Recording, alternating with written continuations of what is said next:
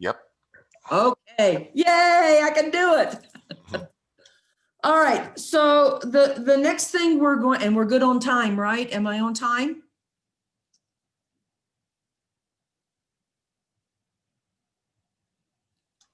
Just a little behind, but I think we'll be okay. Okay, good. Okay, so I will be very truthful. This is not my forte. I know enough to be a little dangerous when it comes to disaster operations and hazard mitigation. Kevin, I'm gonna, if you're still on, I'm gonna, if I say something incorrect, please chime in.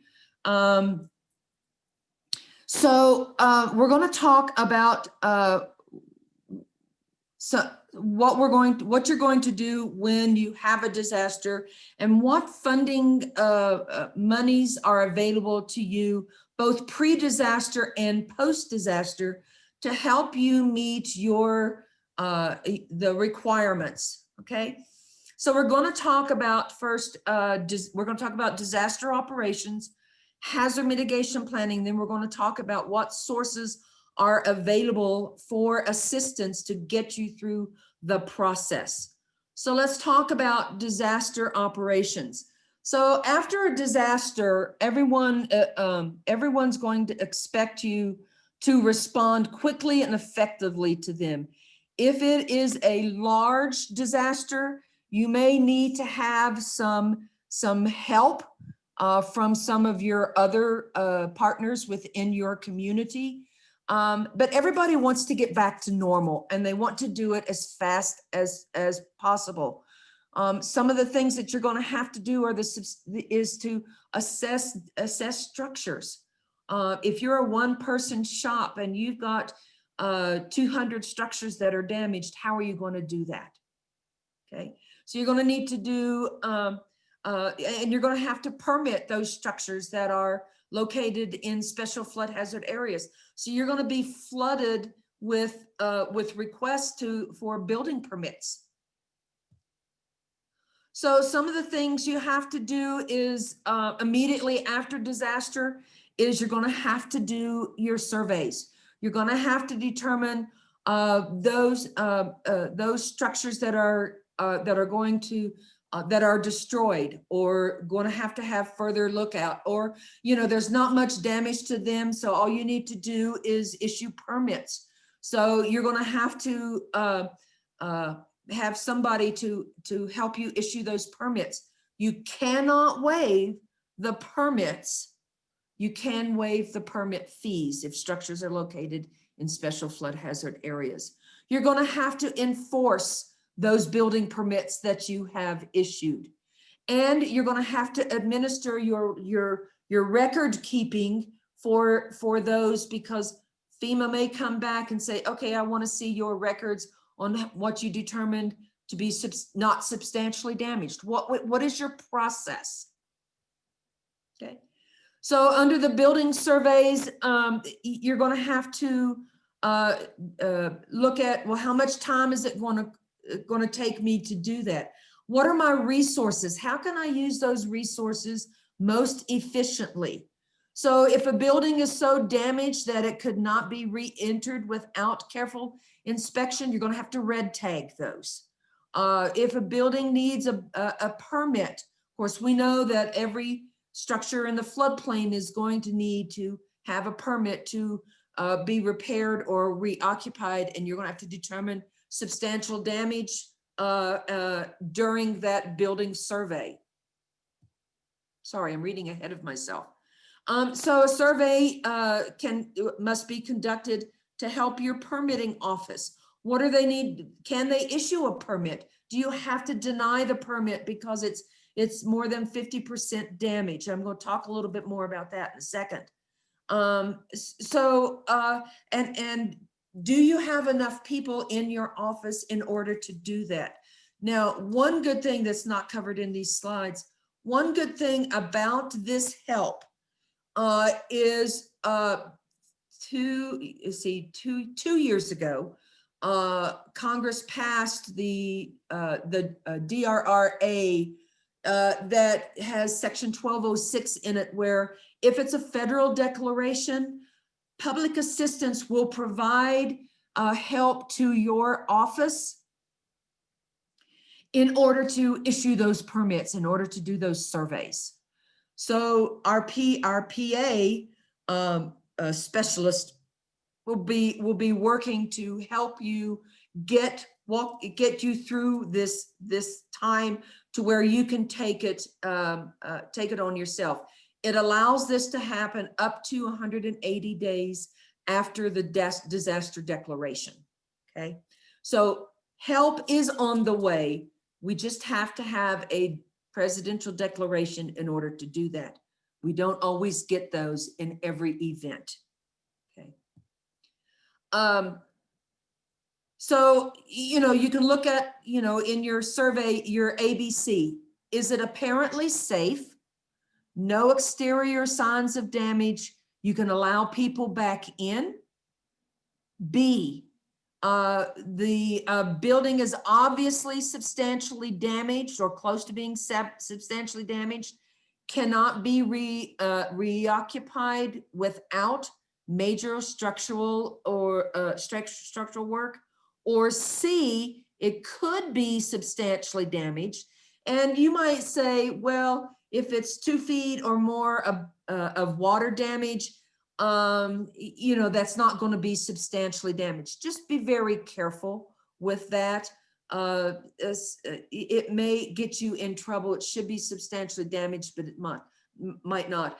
It would depend on the size of the structures. Then you should summarize and map those properties. If you've got GIS systems within your community, have your GIS specialist map the damaged structures. Single them out between moderate damage, have to take a closer look, or severely damaged, and categorize those on that map. Then you need to do your notification to those property owners. You've got to send a letter that said, hey, we've reviewed your property. Come in for a permit, or if you can't repair until you come in for a permit and elevate and mitigate that structure. So, and then you need to keep a file on those B's and C elements on those. So, and I'm glad to see this graphic, because I did this graphic for a 273 class that the new 273 class. So I'm glad to see that this is in here. So this, when you have an event, you're going to say, oh my God, what do I do? Okay, well, you have to look at, well, what was damaged? Okay, if it's an X zone, tell them to start repairing. You don't have to look at those. We don't care if it was substantially damaged. If it's a compliant structure, and hopefully you have an inventory of your compliant structures within your community. If it's compliant, what's it got to comply to? Now, if you've had a map change and you've increased the base flood, and you've placed structures from X zone to A zone, or you've got a higher base flood elevation now, yeah, you're going to need to look at those. Then you can look at those structures that are between 70% and 30% and 70%. Those are the ones you have to take a little closer look at. All of the others, then that may have been demolished. They're gone, no longer there. Those that they're going to have to rebuild according to your current floodplain management requirements. So it's not so overwhelming if you exclude those X zones and you exclude the compliant structures. You don't have to look at those. Okay. Now you will have to look at those for PDAs, for disaster assistance. They were damaged, but you do have to look at those for the PDAs. Then you have to then you have to issue the permits for each building that will be repaired by removing, altering, or replacing the roof, while citing, you know, the structural elements to that. And they have to meet your current both building code and your flood damage prevention ordinance. As I said earlier, you can waive the fee, you just can't waive the permit requirements. And then you're going to have to enforce. So you're going to need to advise your utility companies that you that they can't restore power until they meet your requirements.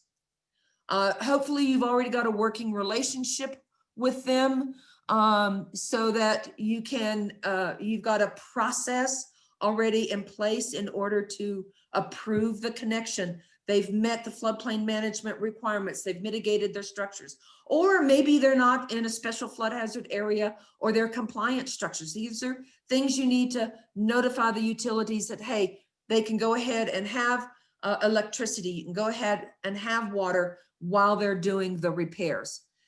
Inform your police and other departments about the permit requirements. They can be your eyes and ears on the ground to help you to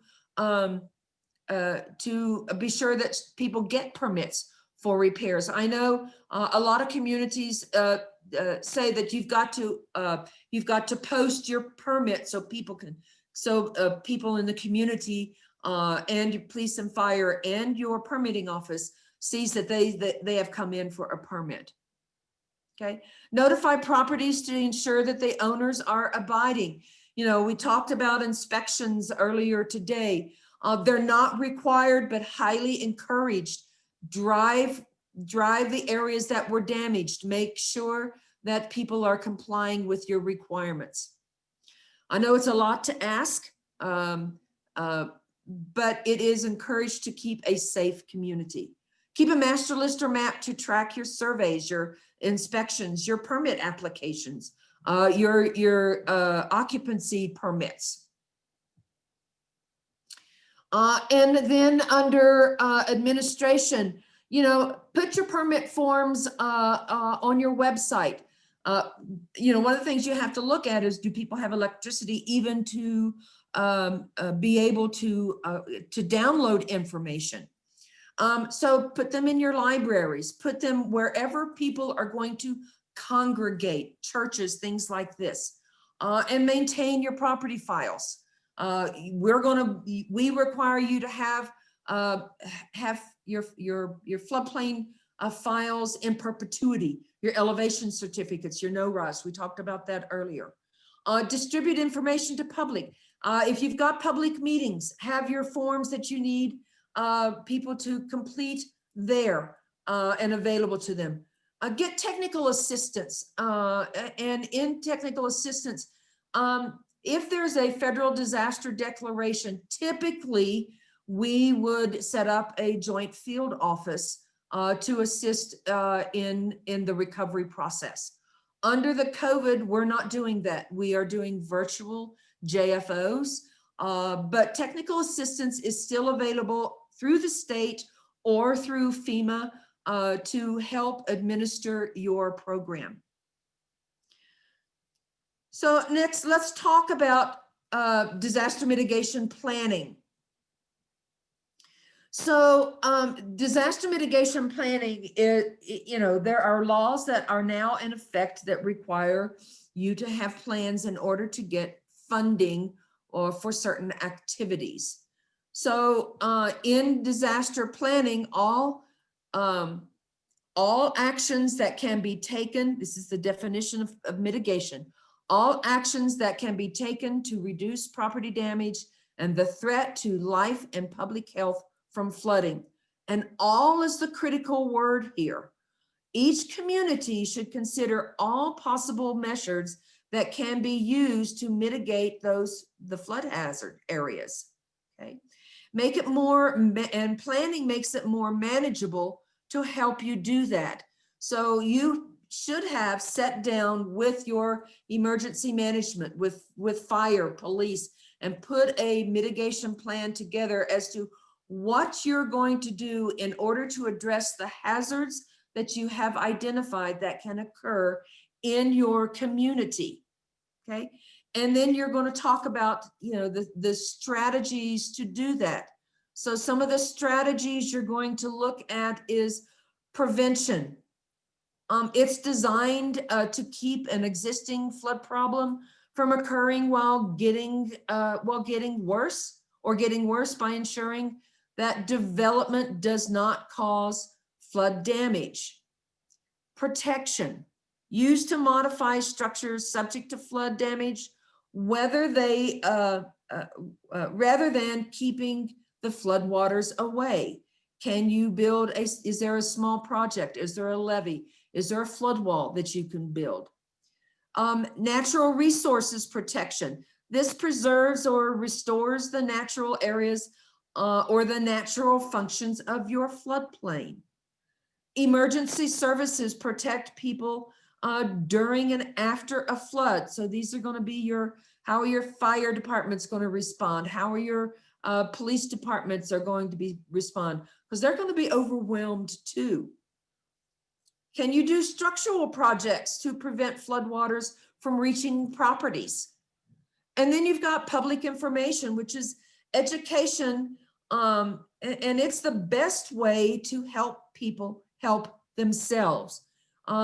Before events happen, before spring floods, before fire season, have a public meeting, say, hey, here's what you need to do to protect yourself. All of that public information. There's lots of information available on ready.gov to help people to be prepared for an event. So more info, some mitigation measures that you can use for prevention.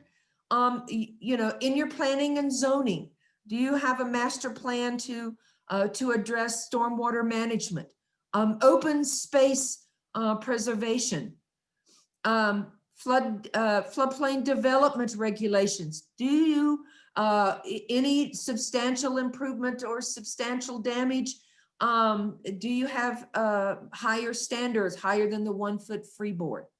Stormwater management, drainage systems maintenance. After an event, debris is going to collect in your stormwater systems, and you've got to have a plan to clean out those, to make sure that that channel carries the flood capacity that the map shows. Acquisition, relocation, elevation, floodproofing. Sounds a little bit like increased cost of compliance. Do they have insurance? Do they have flood insurance? Do they have homeowners insurance? There's a lot of people out there who don't have any insurance at all, and they just hope and pray nothing ever happens to them. And under homeowners policies, they may be able to purchase sewer backup protection. Can't do that under the NFIP, but you can purchase that, may be able to purchase that coverage through the property policies. So under natural, sorry, I think I hit one too many.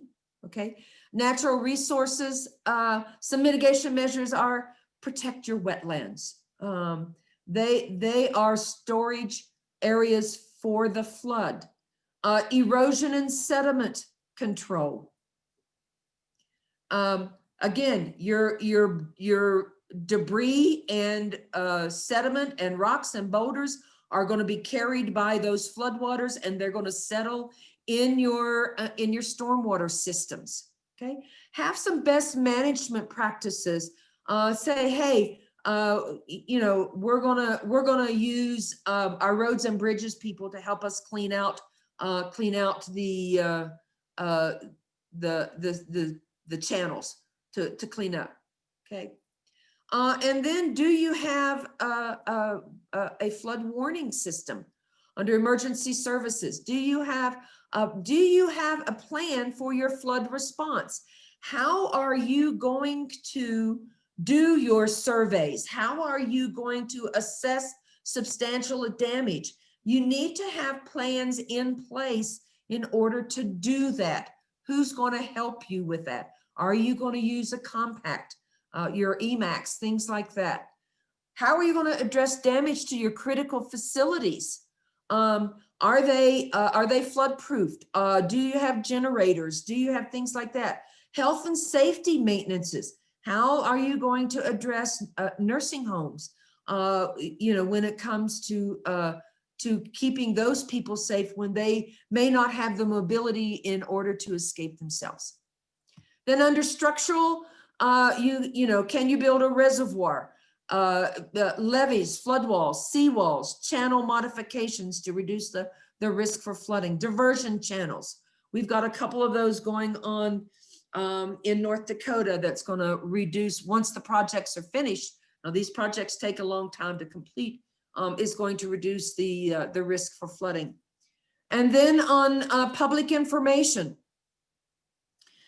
do you provide map information? Do you provide flood zone determinations? Do you have flood maps in your library where people can go in and look at them? What kind of outreach projects do you have? Flood After Fire is a huge outreach project that we're doing right now to communities to communicate the increased risk for structures upslope, downslope, upstream, downstream, on what their risk is as a result of those flood after fires. Your library is a great place to put public information. And then do you provide technical assistance for your citizens? Do you provide environmental education? Those who are rebuilding from a fire, be fire wise. Make sure you clear enough around the property. These are things that you need to have out there available for your citizens to help them recover from current or any future losses. So let's talk about the planning process. There are three components that we're going to discuss in great detail over the next couple of minutes. Benefits, planning, and requirements. So under benefits, ensure that most of the appropriate and efficient solutions are used to address the flooding problem. Link floodplain management policies to specific activities. Ensure that activities are coordinated or even duplicated, preventing conflicts. Educate your residents. That's the key. Build public and political support for your project. Fulfill planning requirements, both for state and federal assistance programs. Facilitate implementation of your floodplain management activities. So there's a 10-step planning process that FEMA recommends, and they are organized to prepare the plan. Determine one, what are your hazards that you're exposed to? Involve the public in your planning process. Involve, the different departments, especially the floodplain management department. Sometimes they're left out, and the emergency manager may be the one that's helping that. Be involved in that. Coordinate with other agencies. Assess the hazard. What is your exposure? Assess the problem. We need to clean out our stormwater. Okay. Set your goals and set realistic goals of what you hope to accomplish. What possible activities are available out there? Draft your plan and your action plan on how you're going to do it, and then adopt it. Have it go through the city council or the county commissioners. And then when something happens, implement, then go back and reevaluate and revise your plan. What could we have done better on this? So 44 CFR 201.6 talks about the planning process. And the documentation used to develop the plan, including how was it prepared, who was involved in it, how was the public involved. Then your risk assessment is the factual basis for the activities proposed in the strategy to reduce losses from the identified hazards, whether they're fire, flood, earthquake, tornado, snowstorms, whatever you have determined. Then in your mitigation strategy plan, make sure that it's formally adopted by your governing body. And then you've got plan maintenance. Under federal guidelines, you have to update those plans every 5 years. And you can't wait till the last minute to update those plans. So have a schedule. When are you going to start revising your mitigation plan? And then you need to, again, document that process that you've gone through. Even the adoption process. What was the final adoption? You can do multi-jurisdictional plans, but each multi-jurisdictional plan must have a plan for each community, for each jurisdiction. So the DMA 2000 is the legislation that modified the Stafford Act and to be able to establish the mitigation planning requirements. So, and it also applied the funding sources in order to do that. And as of November 1 of 2004, a note under there, it's very, very important. You must have a FEMA approved mitigation plan in place if you want hazard mitigation grant funding or funding for projects under pre-disaster mitigation programs. So it is important that you, as the jurisdiction, have that plan in place and approved. Now, we also have help through FEMA to help you with those plans. And the plans must be locally based, okay? They must be multi-objective multi-objective management. You have to understand the flood problem. You have to understand what risks you have. You need to think broadly about possible solutions. Go outside of the box. How are you going to reduce your flood losses through a coordinated reduction program? Obtained expert advice. There are a lot of people out there who are in the business of helping do mitigation plans, do mitigation projects. There are a lot of contractors that can help you through this process. And then build your partnerships. Build them with your other communities. If you've got a community that has not been damaged, will they come over and help you do some of the activities that your mitigation plan requires? So let's talk about some of the assistance that's out there. All right. So after a declaration, typically a disaster field office is set up. We're doing those virtually now until we get past this COVID. That office is usually staffed by FEMA and state personnel, and they're there to provide technical and financial assistance and what's going to be available. So there's two types of assistance available through a federal disaster declaration. One is public assistance. One is, actually there's three. There's public assistance. That's for public buildings, roads and bridges, emergency services, things like that.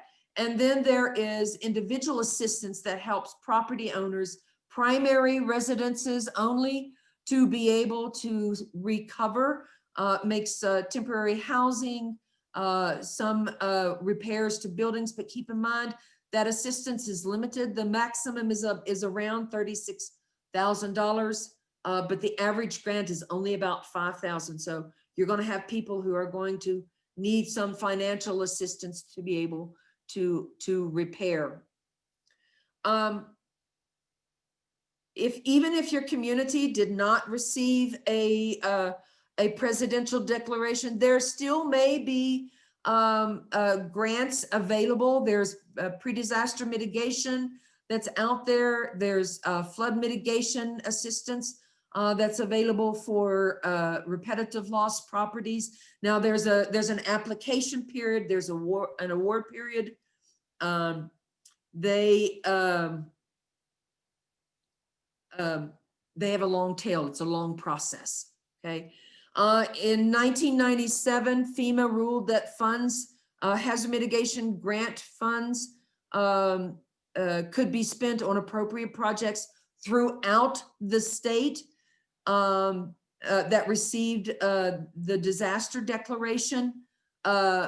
One thing about that, FEMA provides technical assistance and is the checkbook.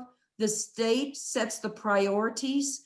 So your applications for assistance are going to go through the state and approved by the state to be sent to us, to FEMA, for funding.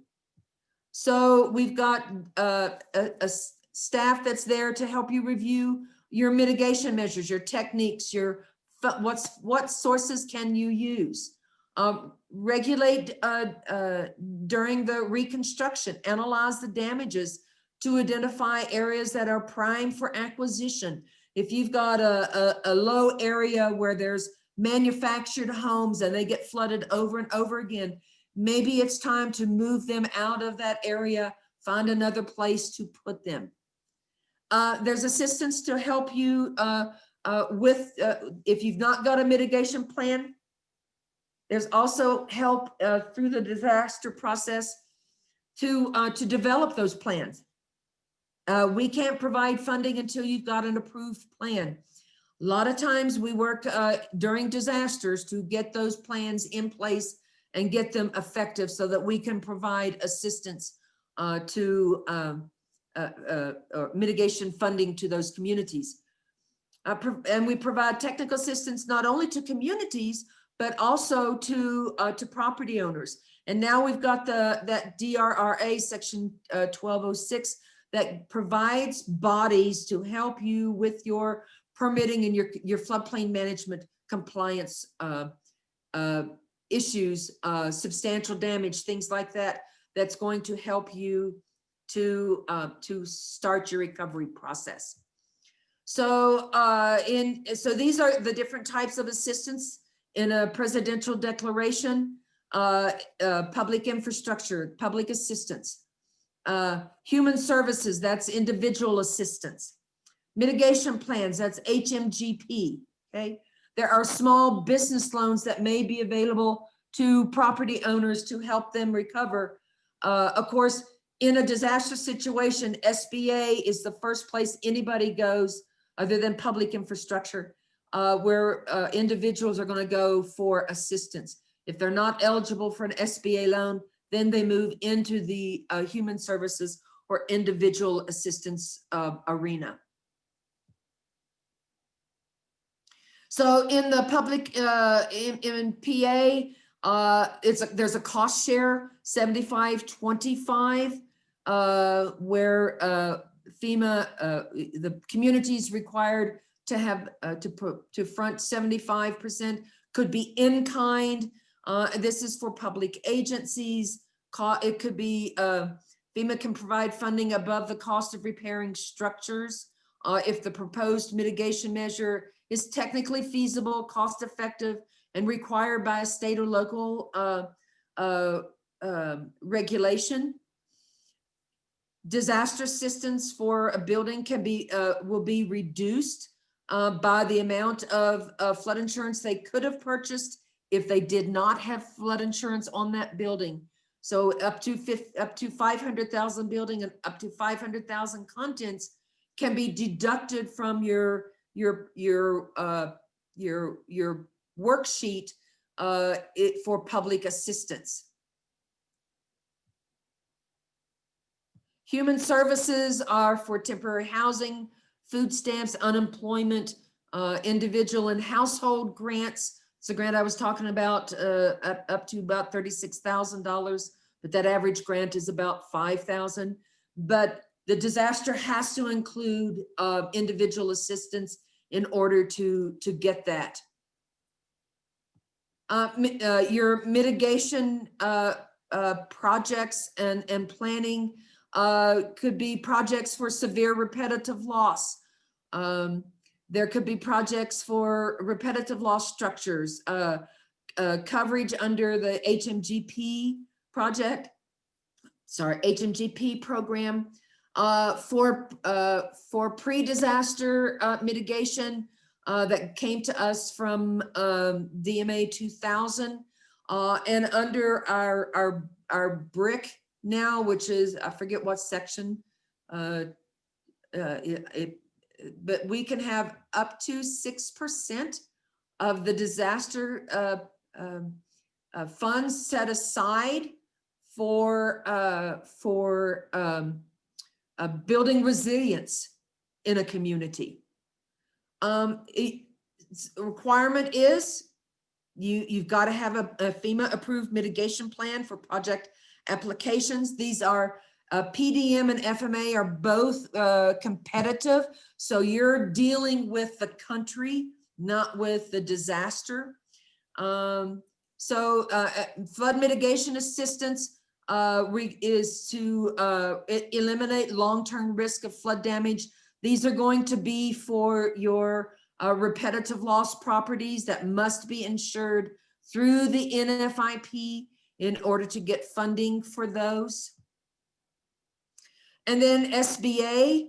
SBA has up to, for individuals, $200,000 for building, $400,000 for contents, $40,000 for contents.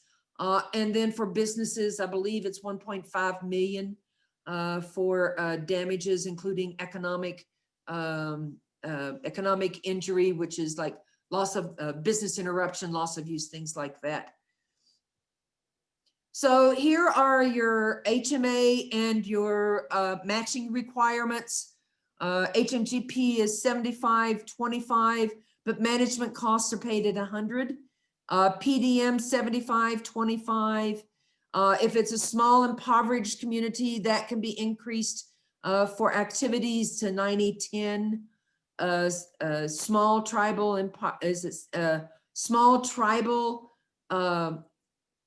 and small impoverished communities can get up to 90-10 for management cost. FMA 75-25. Unless it's a severe repetitive loss property, then it's 100% funding. Those are properties that have 2 or more losses in a 10-year period, more than the value of the property, 3 losses historically more than the value of the property, or 4 losses more than $5,000 on each loss. Okay, and those that is 100% funded. So some of the eligible activities between, here's a list of activities, and here's a list of what's eligible under each different funding source, HMGP, PDM, or FMA. So you can look at those and see what projects you can do. How's it funded, and then HMGP are disaster grants. So that has to be some type of fire mitigation assistance grant, or a presidential declaration is when HMGP coverage, and that again, that is for statewide, not just contained to the disaster areas. So we've covered, highlighted disaster operations, some hazard mitigation planning. If you've got more questions to that, you can contact the state or even our, we have some FEMA specialists that are available. And then we've talked about some sources. I have a couple questions from Caitlin. Will you please repeat the structure flooding depths that leads to substantial damage? The target, I think it was related to the classifications A, B, or C when you're doing a damage assessment. okay, so let me scroll back there real quick. And you've got these presentations in your files that were sent by Chris out to you. Hang on, let me get back there real quick. Okay, so ABCs. A is apparently safe. No exterior signs of damage. People are allowed back in. So these are going to be your moderately damaged structures. B is the building is obviously substantially damaged. You've got, you know, you had 4 feet of water in there and cannot be reoccupied. You have to look at, you know, if you get more than 18 inches, you're into the electrical system. So you're not going to want to go back until you can get that and occupy that until you can get into that. So it cannot be reoccupied without major structural work. And C could be substantially damaged. Now, in here, they're recommending 2 feet or greater of water. I like 2 feet of water instead of going to the higher limits. Where damage may not be obvious. Okay, so those are your ABCs. And another I'm going to show the target again too, because that one's okay. really good. Yes, sir. Go ahead. No, if you're not finished, you can continue explaining. But I have a different question on a different slide. No, go ahead. No, I'm done. Okay. Matching funds ratio, slide 36. Is it community/federal or federal/community? I think it's federal. It is federal/community. So FEMA is going to do 75 and the community's got to contribute 25. And that 25% can be a number of activities. It may be in kind. You're using your equipment, you know, so there's a number of things that can be used to develop that 25% match. Okay, last chance to get your questions in.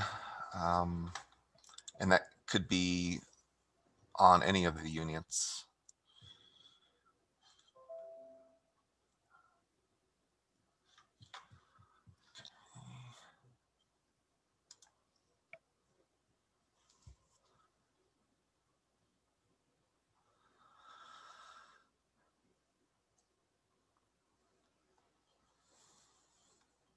Let's see, did we answer the question? ICC coverage has to be purchased prior to the flooding. Oh, ICC comes from a flood insurance policy, and yes, you have to have that purchased before the flood happens. It's not like, you know, closing the barn door after the cows have gone out. You have to have it before. A question from Marta. Is there a practice CFM test? No, there isn't, but there are questions at the back of FEMA 480 document. I think it's Appendix H that has a list of questions that covers the material.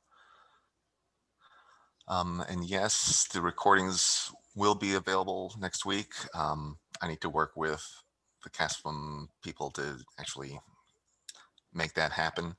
And I will notify you when it's available.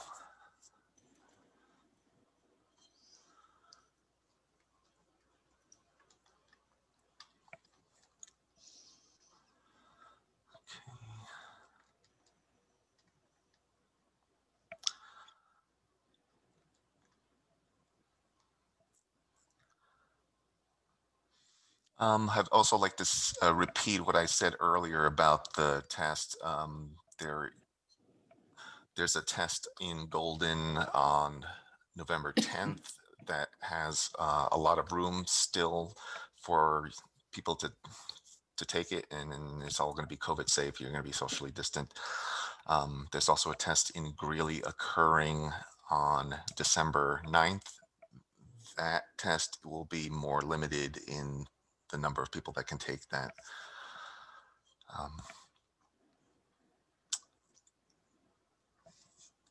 I'd like everybody to thank everyone for attending, and I'd like to thank the instructors for imparting their knowledge on the NFIP program.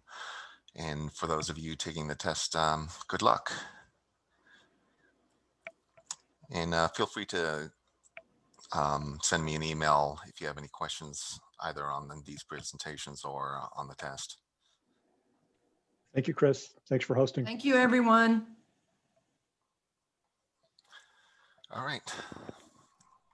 Call it a wrap. All right, stop recording.